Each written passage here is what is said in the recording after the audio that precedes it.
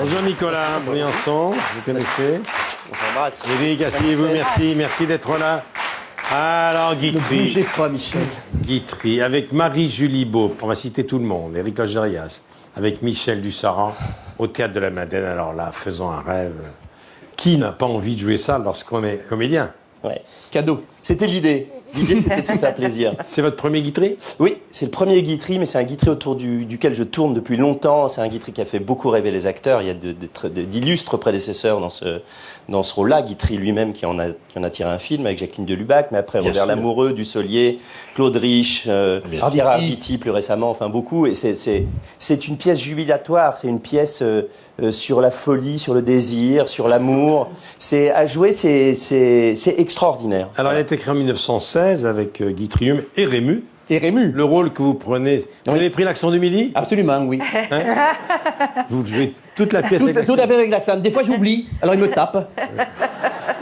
Alors, le trio classique, le mari cocu, l'amant charmeur et l'épouse et maîtresse.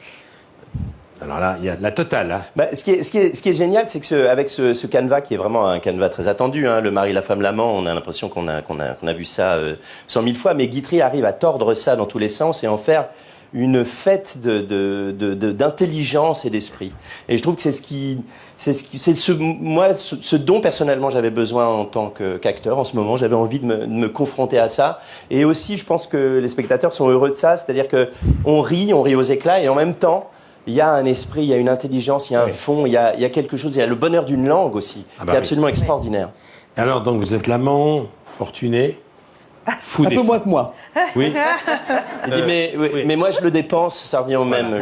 Et évidemment, fou des femmes, qui a du mal à s'intéresser aux ennuis des autres. Hein.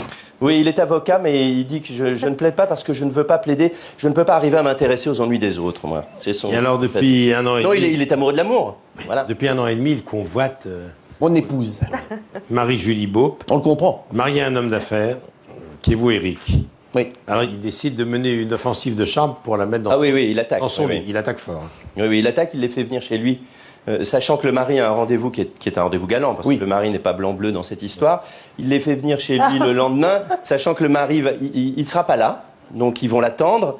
Et comme le mari a un rendez-vous, il va partir et laisser sa femme l'attendre tout seul, et c'est là qu'il va en profiter pour placer le Guitry est génial, c'est qu'il va convaincre votre femme de mentir à son mari.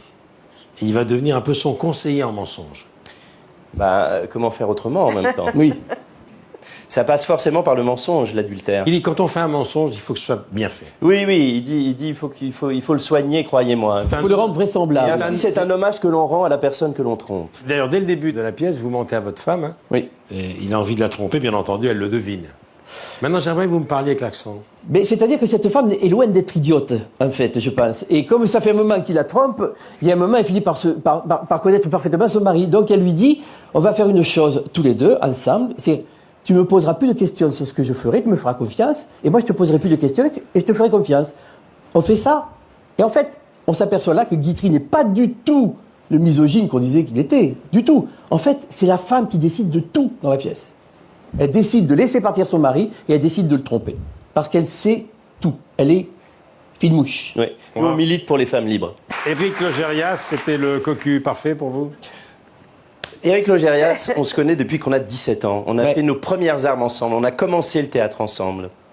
Et moi, j'étais là. Elle était témoin. Parce qu'il y avait ma sœur Valéria dans la troupe. Ah oui? Oui. Oui. Et on a pris une fourgonnette avec mon frère, qui n'est plus là aujourd'hui. On est allé du sud de la France jusqu'à dans le Berry, voir une pièce de la troupe. Oui. Nous jouions dans le Berry. Elle était enfant, hein. C'était un bébé, hein. Très jeune fille. Ouais. Et on jouait Monsieur de Pourceaugnac. Ouais, Oui. monsieur. Dans la campagne. En costume, dans la campagne. Dans les champs, on jouait. Oui, monsieur. Au chapeau. Et en même temps, ça faisait 25 ans qu'on n'avait pas bossé ensemble. Et je trouvais que c'était merveilleux de se retrouver là-dessus. Voilà. Faisons un rêve. Je vous laisse aller au théâtre quand on vous attend. Nicolas et Éric. Merci. Merci. Merci. Merci. Michel. Vincent Michel. Je viendrai vous voir. Au revoir. Ah oui.